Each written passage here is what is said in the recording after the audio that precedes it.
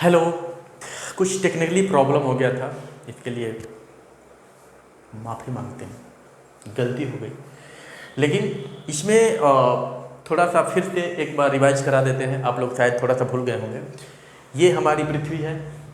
पृथ्वी में ये हमारी विषुवत रेखा है। विषुवत रेखा के 23.5 डिग्री उत्तर में कर्क रेखा है और 23.5 डिग्री क्या है, नीचे में मकर रेखा है। ये हमारा नॉर्थ वाला पॉइंट है, ये हो गया हमारा साउथ, ये इधर हो गया हमारा ईस्ट और ये हो गया हमारा वेस्ट। ये नॉर्थ है, इसको हम लोग कह सकते हैं नॉर्थ पोल NP। ये हो गया साउथ पोल, ये हो गया ईस्ट वाला भाग, ये हो गया साउथ वाला भाग। अब जो है हमने आपको बताया था कि 21 जून से हमने शुरुआत की थी आपकी। 21 जून को कर्क रेखा पर हम लोग हैं। 21 जून से हमारा, क्योंकि हमने कर्क रेखा से शुरू इसलिए की थी कि थोड़ा सा ऊपर है और हमारे देश से क्यों ना शुरू करते हैं कि हमारे देश में स्थिति क्या होती है 21 जून को। 21 जून को वैसे भी योगा डे है। 21 जून से हमने शुरुआत की थी। 21 जून से 3 महीने तक सूर्य क्या करते हैं, डाउन में नीचे जा रहे हैं और 23 सितंबर को विषुवत रेखा पर पहुँचते हैं। और विषुवत रेखा पर पहुँचने के बाद उनकी स्थिति क्या होती है, वो कहते हैं कि और मैं तो एकदम बीच में हूँ। कर्क और मकर वाले क्या कर रहे हैं, तो कर्क और मकर वाले कहते हैं कि भाई साहब हमारे यहाँ दिन और रात उस दिन बराबर रहेगा। आज हमारे यहाँ ना दिन नाराज ना रात खुश, ना खुश मतलब ना कोई नाराज होगा ना खुश होगा, सबको बराबर बराबर मिलेगा। इधर कर्क रेखा पर भी बराबर मिल गए दिन रात, इधर मकर रेखा पे दिन रात बराबर मिल गए, दोनों हैप्पी। विषुवत रेखा के बाद फिर सूर्य मानते तो है नहीं, सूर्य नहीं मानते हैं, मतलब वही स्थिति बन रही है समझने के लिए। नीचे चल रहे हैं। जब हम लोग डाउन में आते हैं 22 दिसंबर को मकर रेखा पे पहुंच गए। 22 दिसंबर को जब मकर रेखा पे पहुंचते हैं तो कर्क रेखा पे जो 21 जून को हुआ था, मकर रेखा पर अब 22 दिसंबर को होगा। उस दिन मकर रेखा पर क्या हो रहा है, उस दिन यहाँ पे दिन बहुत बड़ा, सबसे बड़ा, रात सबसे छोटी, ये तो होता ही है। और जब दिन यहाँ पे बड़ा हो गया भाई साहब, तो कर्क रेखा पे दिन छोटा। वैसे भी दिसंबर में दिन बहुत छोटा होता है, आप लोग सब जानते हैं, ऐसा नहीं है, बहुत ज़्यादा बताने की ज़रूरत नहीं है ना। तो स्थिति क्या है, स्थिति यहाँ पे ये है कि यहाँ पे दिन छोटा, और जब दिन छोटा तो रात बड़ी। 22 दिसंबर के बाद 22 दिसंबर के बाद अब सूर्य ऊपर की तरफ चलना शुरू करेंगे, यूं नीचे से ऊपर। 22 दिसंबर को मकर रेखा से अब ये किधर चल दिए, विषुवत रेखा की तरफ। और ये जब ये ऊपर चलना शुरू करते हैं, अब इधर थोड़ा सा कर देते हैं, इधर थोड़ा सा कुछ ले दिए हैं, ये अब ऊपर चले और पहुंच गए यहाँ पे 21 मार्च को। 22 दिसंबर से चले, जनवरी फरवरी मार्च, करीब करीब 3 महीना चले, 21 मार्च को फिर पहुंच गए। और जब 21 मार्च को पहुंचे तो फिर क्या हुआ, बीच में पड़ गए, ऊपर नीचे, दिन और रात इक्वल। इधर भी दिन रात बराबर, इधर भी दिन रात बराबर, मतलब इधर भी दिन रात बराबर, ऊपर भी दिन रात बराबर, बीच में विषुवत रेखा। तो हम ये देख रहे हैं कि विषुवत रेखा पर सूर्य 2 बार, 23 सितंबर, 21 मार्च को पहुंच गए। अब ये 21 मार्च के बाद फिर से ये आगे बढ़ेंगे और बढ़ते जाएंगे, फिर 3 महीने चलेंगे, अप्रैल मई, और 21 जून को फिर यहाँ पे क्या हो जाएंगे, 21 जून को ये पहुंच गए फिर से यहाँ पे, हो गया चक्र पूरा। 21 जून को चले कर्क रेखा से, 23 सितंबर को पहुंचे विषुवत रेखा पर। 23 सितंबर को विषुवत रेखा पर दिन रात बराबर कर दिए, यहाँ पे दिन बड़ा किए, रात छोटा किए। फिर पहुंचे कहाँ पे, फिर 3 महीना चले, 22 दिसंबर को मकर रेखा पे पहुंचे, यहाँ दिन बड़ा कर दिए, रात छोटी कर दिए। फिर यहाँ से क्या किए, फिर लौटना शुरू, ऊपर की तरफ जाने लगे। 21 मार्च को विषुवत रेखा पे पहुंचे, दिन रात बराबर कर दिए। 21 मार्च से फिर 3 महीना चले, 21 जून को फिर कहाँ पहुंच गए, कर्क रेखा पर, बात वही हो गई। अब बताओ यहाँ पे कि अगर आपसे कोई पूछेगा कि कर्क रेखा जो है हमारे, देखो यहाँ पे हमारे झारखंड से होकर गुजरती है, बिहार के जो नीचे झारखंड है, झारखंड, छत्तीसगढ़, उधर पश्चिम बंगाल, इधर मध्य प्रदेश, इनसे होकर गुजरती है।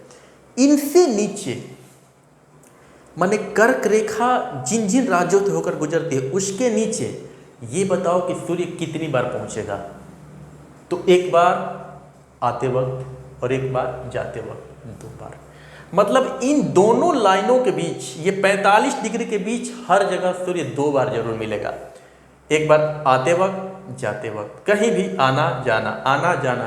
तो इन 45 डिग्री के बीच में जितने भी कंट्रीज पड़ेंगे, जितने भी शहर, कस्बे, गांव, देहात, घर द्वार, जितने पड़ेंगे, वहाँ पे सूर्य की उपस्थिति 2 बार, एक बार नीचे जाते वक्त, एक बार ऊपर जाते वक्त। तो मैं बस इतना ही आप लोगों को समझाना चाहता था। ये हमारा नॉर्थ पोल है, ये साउथ पोल है। एक चीज़ और, जब मकर रेखा पे सूर्य आ गए हैं तो कर्क रेखा पे तो हम देख रहे हैं कि दिन बहुत छोटा हो गया, रात बहुत बड़ी हो गई। अब बताओ कि ये नॉर्थ पोल पर क्या स्थिति होगी। यहाँ तो और तिरछा प्रकाश जाता है। तो विषुवत रेखा के नीचे 3 महीना जाने में और 3 महीना इनको ऊपर जाने में, मतलब कि टोटल 6 महीने।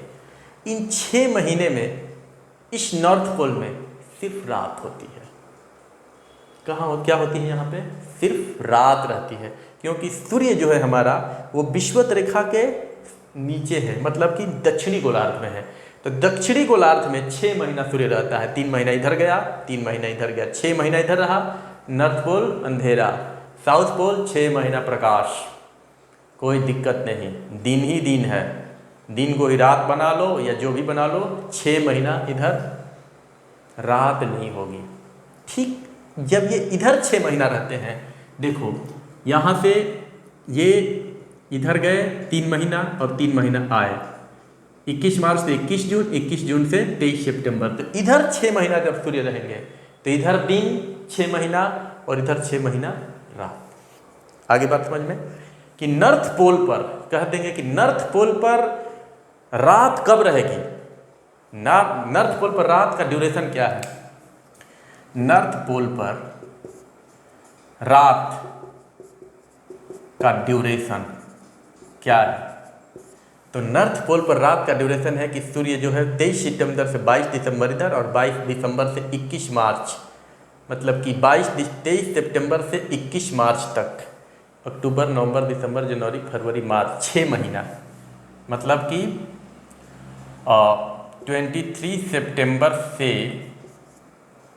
21 मार्च नॉर्थ पोल पर क्या रहेगा? रात का ड्यूरेशन। उसी तरह से साउथ पोल पर रात का ड्यूरेशन क्या रहेगा? सपोज करो 21 मार्च से ऊपर गए और 21 कहाँ तक? 21 मार्च से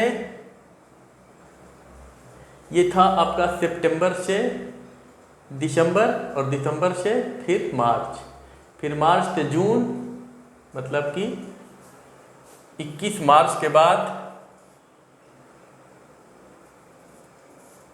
टू कितना दिन तक? 21 मार्च से फिर 23 सितंबर तक।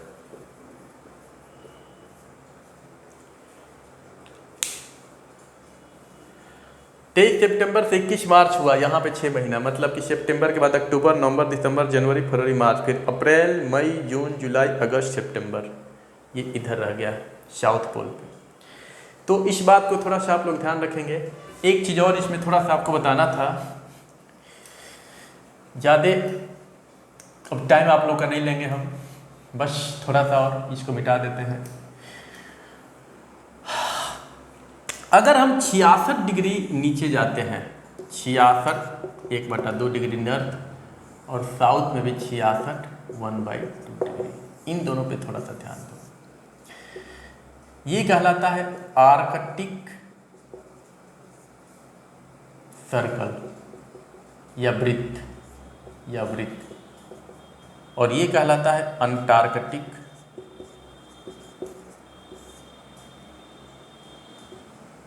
वृत्त, या सर्कल लिख रहे हैं तो सर्कल लिखते हैं या वृत्त।